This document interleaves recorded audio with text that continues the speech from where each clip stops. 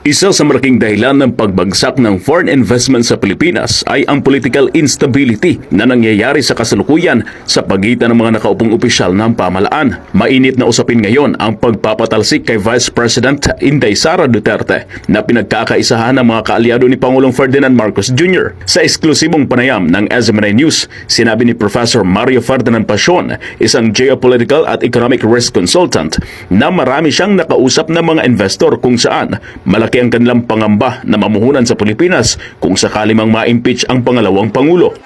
Recently lang may mga kausap akong foreigners, natatakot sila kung sino yung papalit. Halimbawa, ma-convict si Vice President Sara, ay kinakabahan yung mga investor. Sino yung papalit? Hindi namin kilala sino ba yung papalit. Walang nakakaalam kung sino yung papalit. Magiging Vice President na most probably magiging presidente sa 2028 kasi that is the second highest position in the land.